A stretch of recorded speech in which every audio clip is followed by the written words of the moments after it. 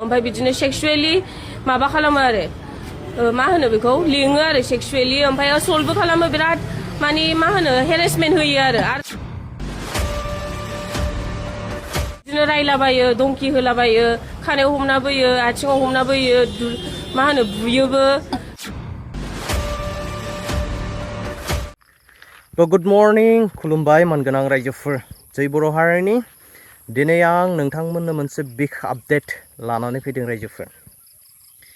मैया जितु क'क्राझारनि लिटिल सरजनी नगर मार्केटआव जा जाथाया जानानै थांबाय बे जों बर' हारिनि थाखाय सहायथाव नङा, लाजिथाव, मुगैथाव आरो सोंखारिथाव।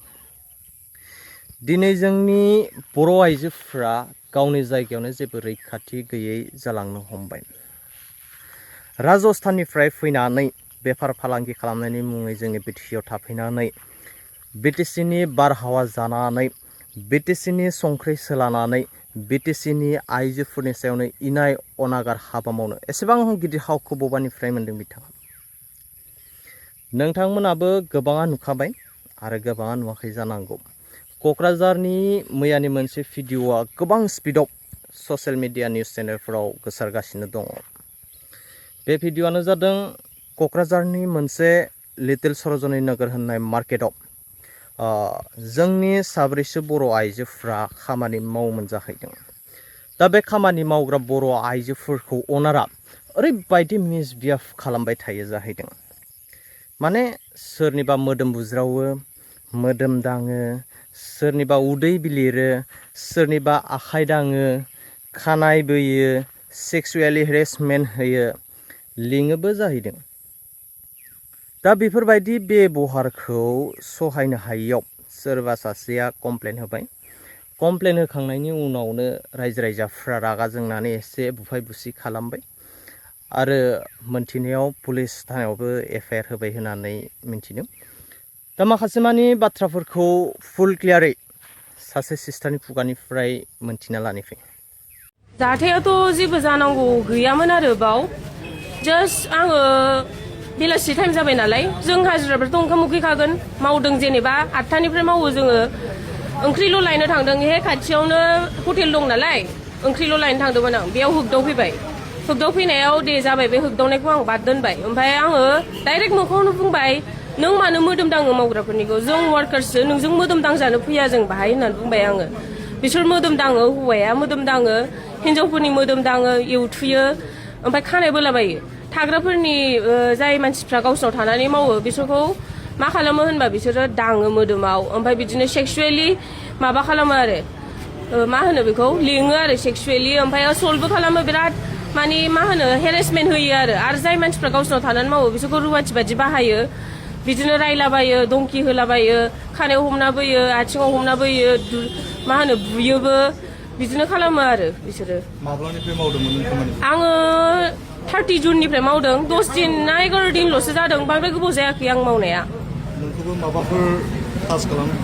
आंखौ टाच खालामदों, उदैयाव टाच खालामदों, मेवथुदों बिदिनो खालामदों। ओमफ्राय आं बादा होदोंमोन दा आंखौ दा खालाम बेबायदि होननायाव बे ओरै बुंदों हिन्दीनि मुझे नहीं करना है तो मुझे 100 रुपया दे दो हम नहीं करेगा बिदि होननानै बुंदों आरो बियो।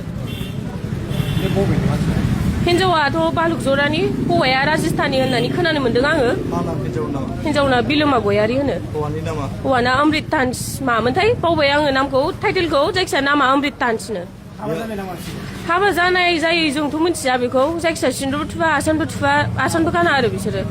बेयाव साबैसे खामानि मावग्राफोर दं? खामानि मावग्राफ्रा बिदिनो साबासो दङ, साब्रैयानो दङ जोङो। बिसोरबो गासैबो सेक्सुवेलि हेरासमेन्ट मोनजोबनाय? औ सेक्सुवेलि माबा मोनजोबखानायखा गासिबो। बिसोरबो बुंनो हागोन आरो ओमफ्राय नाथाय बिसोरखौ दमखि होना दोनदों आरो।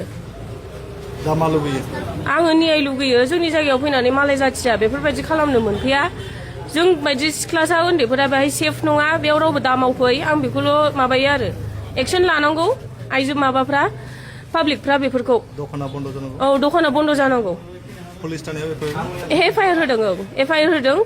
जों एफआइआर हैदों थांदों जाय जाय जाजादों बिसोर थांजोबनानै एफआइआर हैदों आरो मा बुंबावोमोन नोंसोर जोंखौ बिदिनो बुङोमोन माबा नोंसिनि जायगा नङा ओंखाम जानायफोरखौबो जाय थानानै मावदों बिसोरखौ बुङोमोननो ओंखाम जानायफोरखौ गावसोरथ' होनदों भिडिअफ्राव हगारो जोंखौथ' जेनेबा मावग्रा हिसाबै जोंबोथ' भिडिअ नायनानैसो फैयो मोजां माबानानैसो जोंखौ ओरै होननानै बुङो बिसोर जानाय थानाय फ्रिजोब गासिबो फ्रिजोब ओमफ्राय जेब्ला थाफैयो अब्ला मावग्राफ्रा मा खोनानो मोनोखि माइरंखौ सोर बाया जानायखौ सोर जाहोदों नोंनि नोमा नोम्फाया जाहोफैयाखै बिदि होननानै बुङो आरो मावग्राफोरखौ आंनाव प्रुफ दंजोबो मानसिफोर जाय जाय मावदों वाट्सएपाव गासिबो कन्टेक्ट खालामहरदों जोंखौ बेफोरबायदि बुंदों जोंखौ बेफोरबायदि बुंदों होननानै खोन्थाहरजोबदों आरो बेयाव बेसेबांनिफ्राय बेसेबां समसिम खामानि मावनाया सोलिबाय थायो 9:45 जोङो फैयो ओमफ्राय 8टासिम मावो आरो 8टा मोनानि 8टासिम बियो गस्ला दखान हिन्जावफोरनि ओमफ्राय जुवेलारिस फानो उन्दैफोरनि सफ्ट टय फानो ओमफ्राय बिदिनो आरो लिप ग्लसारि बा गासिबो हिन्जावफोरनि बुस्थु फानजोबो आरो बाहाय मालिका बावनो थायोमोन औ बावनो थायोमोन बिसोरो जिहेतु नोंथाङा जिबायदि अर्डार खालामदों हिन्जाव थानायनि सिगाङावबो बेबायदि खालामो नामा फिसाया औ हिन्जावनि मेगनावनो खालामो ओमफ्राय जों हिन्जावखौ होनो मानो बिदि खालामनांगौ होनबा नोंहा बुंनांगौ जेबो माबा गैया बेखौ बुङो ओमफ्राय बिसोरो होनो हिन्जावा आं एडभकेट आंजों माबा जुजिनानै लाब गैया नों आंनिफ्राय गोजौसिन दाथां होननानै बुङो आरो ओमफ्राय जेनेबा जोंथ' बेफोरबायदि खालामजाया जोंबो मावनोसो फैदों जोंबो सिख्लासा उन्दैसा सेफ जानांगौना जोंनि जायगाया बे एडभकेट बा बे मानो हौवाखौ बेफोरबायदि माबा खालामहोनांगौ बेफोरबायदि मानो आखु देखायहोनांगौ एडभकेट बा ल'खौ मिन्थिखानानै मानो बेफोरबायदि हिन्जावसाफोरखौ दांहोजोबनांगौ बिसोरो सिङाव सिसि केमेरा दङ गासिबो सिसि केमेरा दङ मावग्रा माबा बारान्दानिफ्रायनो रुम सिङाव जे मावग्रा रुम बेयाव गासिबो दंजोबो आरो ओमफ्राय ओरैजाय गावसोर थाग्रा थियाय गैया आरो लामासिम गासिबो सिसि केमेरा दङ भइसबो खोनाजोबखायो गासिबो खोनाजोबो प्रुफ दङ ना माबा बिबा मोनगोन आरो माने सानफ्रोमबो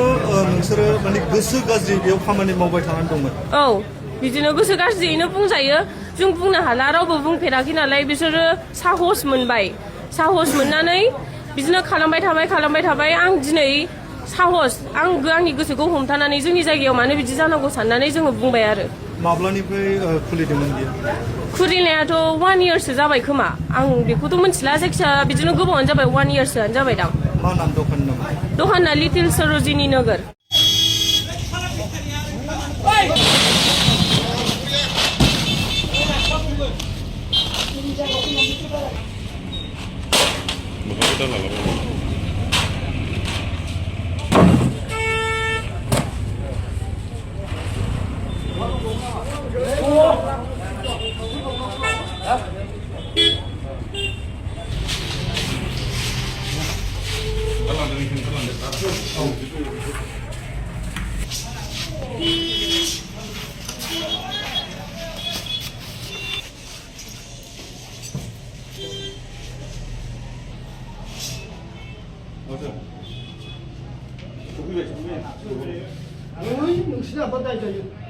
मोनखाबाय जों बावनो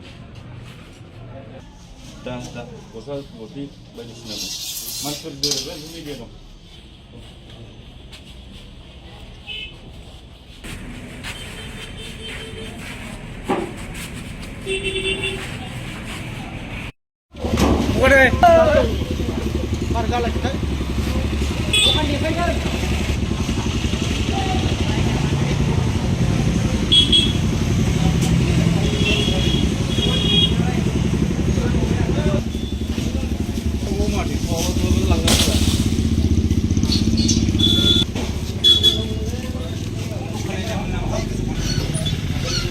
फैसासो मालाय